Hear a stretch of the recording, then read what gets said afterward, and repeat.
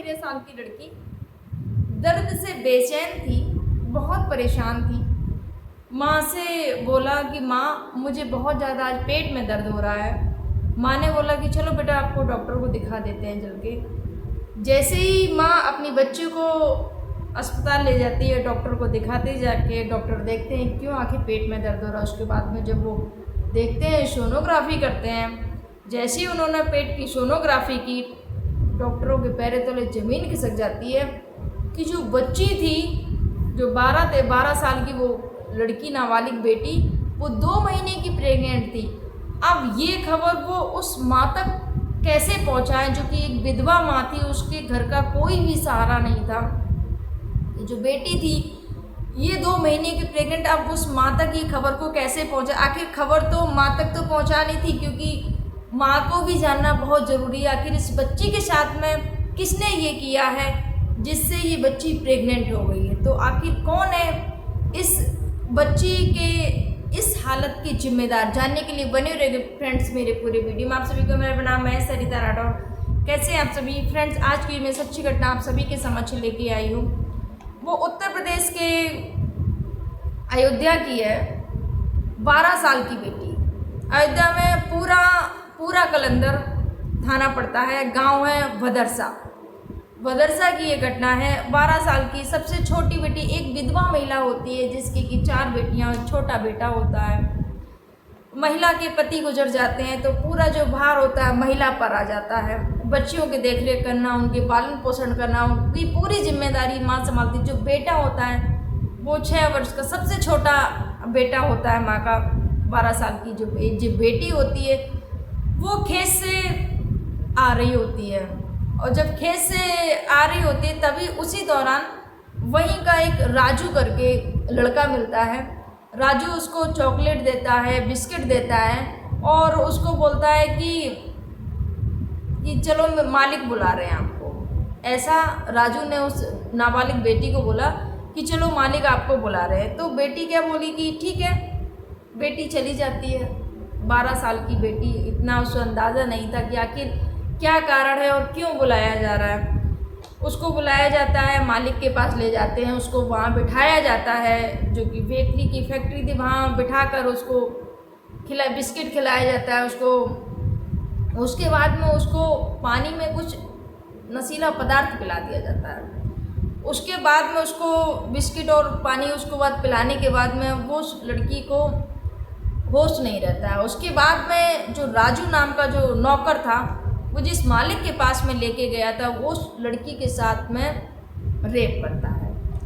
उसके बाद में वो जब राजू ये सब देख रहा होता है और कैमरे में मालिक की हरकत को, उस वीडियो को रिकॉर्ड कर रहा होता है राजू। जब मालिक ये सब कृत्य करके हट जाता है पीछे, उसके बाद में नौकर का भी हौसला बढ़ जाता है कि अगर मालिक कर चुके हैं तो मैं क्यों नहीं, मैं भी करूँगा ये। तो क्या करता है नौकर भी, जो राजू था नौकर, वो भी उस नाबालिग 12 साल की बच्ची के साथ में रेप करता है।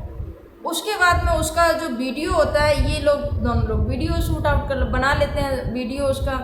उसके बाद में जब लड़की को होश आता है, वो अपने आप को देखती है कि उसके बदन पे एक भी कपड़े नहीं है, और अपनी हालत को देखकर वो रोने लगती है कि मेरे साथ में ये क्या हुआ है। और बहुत ज़्यादा हालत ख़राब थी उस बच्ची की। उस समय समझ में नहीं आ रहा था वो क्या करें। उसके बाद में जैसे उसको होश आया, ये लोग क्या करते हैं, इसको बोलते हैं, डराते हैं, धमकाते हैं कि अगर तुमने ये बात किसी और को बताई, अपनी घर वालों को भी बताई, अपनी माँ को भी बताई, तो ये जो वीडियो है मैं वायरल कर दूंगा तुम्हारा, और फिर तुम कहीं की नहीं रहोगी। तुम्हारे पिता तो है ही नहीं, तुम कहीं भी मुंह दिखाने लायक नहीं रहोगी अगर तुमने बताया।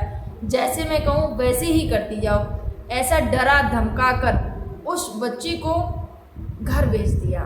अब बच्ची घर आती है, डरी सहमी उसी बच्ची, अपनी मम्मी को भी नहीं पता पाती, क्योंकि उन्होंने धमकी दी थी। जब मालिक ने धमकी दी थी वहाँ पर, अब बच्ची कुछ नहीं बता पाती, डरी सहमी सी रहती है कुछ दिन तक। माँ भी नहीं समझ पाती, क्योंकि माँ काम करने जाती थी, क्योंकि पिता थे नहीं घर पर, गुजारा माँ के काम करने से ही होता था। धीरे धीरे समय व्यतीत होता है। ये लोग उस वीडियो के जरिए उस लड़की को ब्लैकमेल करना शुरू कर देते हैं। जब भी इनका मन करता उस बेटी को बुलाते अपने पास में, उसको वो वीडियो दिखाते और उसको उसके साथ में रेप जैसी वारदात को अंजाम देते। कुछ समय ये सब चलता रहा, लड़की है सहती रही कि अगर ये वीडियो वायरल हो गया तो हमारी बदनामी होगी और मैं कैसे अपनी माँ को ये सब बताऊँ। ये सब लड़की नहीं बता पा रही थी। उसके बाद में 2 महीने हो जाते हैं, लड़की के पेट में दर्द होता है। जब लड़की के पेट में दर्द होता है तो लड़की अपनी माँ से बोलती है, बहुत ज़्यादा उसको पेट में दर्द हो रहा था, उसको रहा नहीं जा रहा था कि क्या करूँ क्या नहीं करूँ। फिर अपनी माँ से बोलती कि माँ मुझे आज बहुत ज़्यादा पेट में दर्द हो रहा है। तो माँ बोलती बेटा चलो ठीक है मैं हॉस्पिटल लेके चलती हूँ, आपके क्यों पेट में दर्द हो रहा है, डॉक्टर दवाई दे देंगे सही हो जाएगा, उसमें कितनी क्या चिंता में, उतनी क्यों सोच रही हो तुम।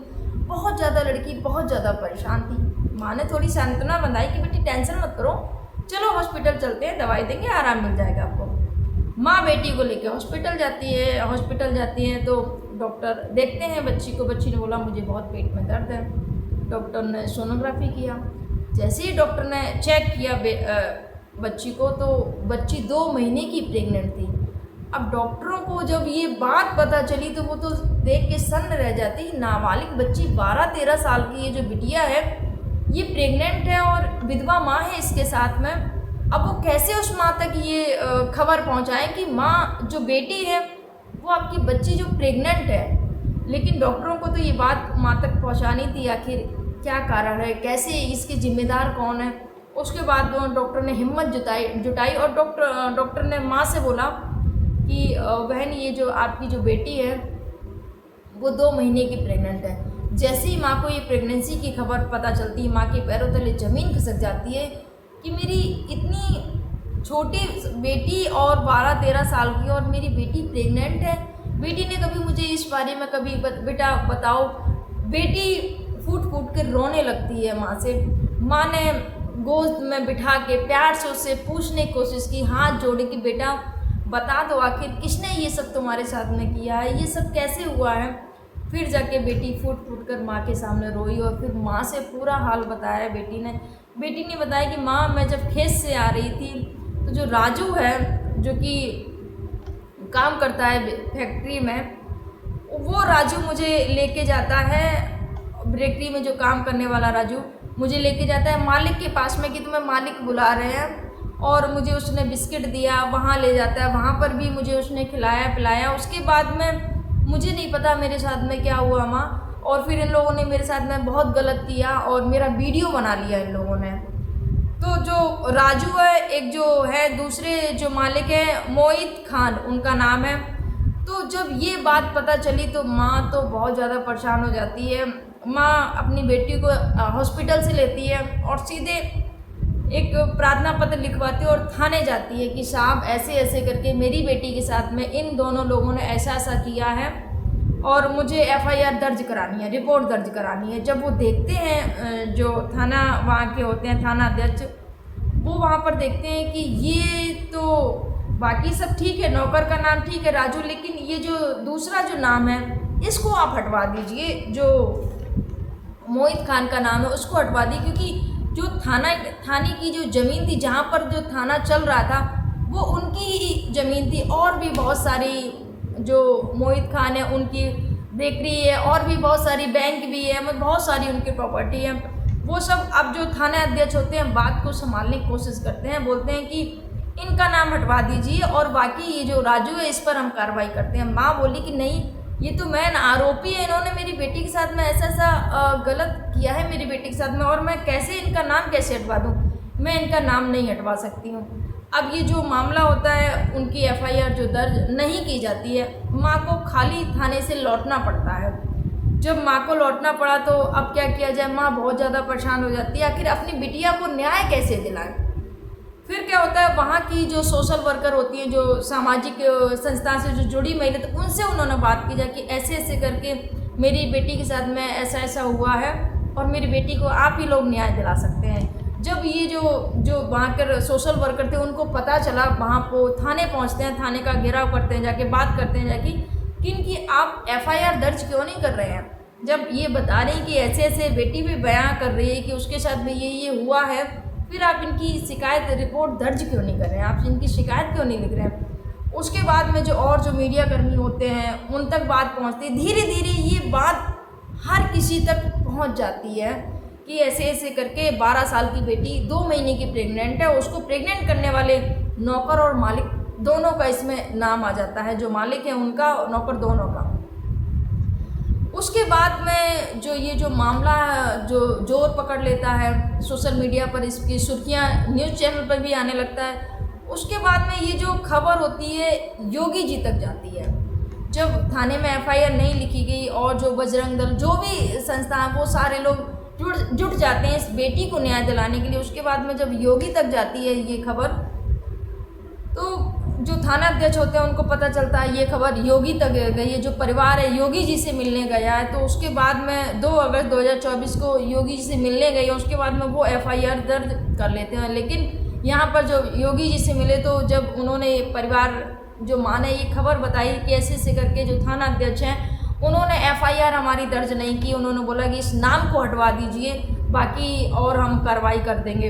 ये जब पता चली तो उनको सस्पेंड कर दिया जाता है जो वहाँ के थाने अध्यक्ष होते हैं। और योगी जी ने इस बात को संसद में ये जो मामला है उसको भी उठाया कि ऐसे ऐसे करके ये जो मोहित खान सपा नेता हैं एक 12 साल की बच्ची के साथ में ऐसा ऐसा इन्होंने रेप किया है और उसके बाद में उनकी एफआईआर दर्ज भी नहीं की गई है। ये सब चीज़ें उन्होंने योगी जी ने संसद में भवन में भी उठाई। और फिलहाल योगी जी का जो बुलडोज़र है वो भी चला, उनकी जो बेकरी है और जो अवैध जो संपत्ति है उस पर भी उनका बुलडोज़र चला है। ऐसा जितना कि न्यूज़ में था उतना मैंने बताया। और फिलहाल जो सपा के नेता उनका ये कहना है और जो मोहित खान जो उनके जो परिवार के लोग उनका भी कहना है कि अगर जो डीएनए रिपोर्ट आनी चाहिए, डीएनए टेस्ट होना चाहिए कि आखिर कौन इस बच्ची का जो जिसने गलत किया, आखिर कौन इसके बच्ची के साथ में किसने गलत किया है, डीएनए रिपोर्ट आनी चाहिए। उसके हिसाब से जो भी है वो कार्रवाई होनी चाहिए, ऐसा उनके परिवार का भी कहना है। और जो भी है सब लोगों का यही कहना, मैं भी यही कहना चाहूँगी कि जो भी है निष्पक्ष इसकी जांच होनी चाहिए। और उस बेटी को जो कि 12 साल की नाबालिग बेटी 12-13 साल की, उस बच्ची को न्याय मिलना चाहिए। क्योंकि इस इतनी कम एज में उस बच्ची के साथ भी ये जो हुआ है उसकी पीड़ा वही समझ सकती है। एक महिला होने के नाते बस यही कहूँगी, वो जो विधवा महिला है उसके पति नहीं है, उनकी बेटियों के साथ में अपने बच्चा जो है वो भी उसका छोटा है, तो उस परिवार को न्याय मिलना चाहिए जो कि इस बेटी के साथ में जो गलत हुआ है। जो इसके जो आरोपी हैं उनको सज़ा मिलनी चाहिए और इस बेटी को न्याय मिलना चाहिए। जितना कि न्यूज़ में था उतना मैंने आप सभी के समक्ष सुना है। फ्रेंड्स, आपके क्या विचार है इस पर कमेंट जरूर करिएगा। आप सभी को मेरा प्रणाम। जय हिंद, जय भारत, जय सिया राम।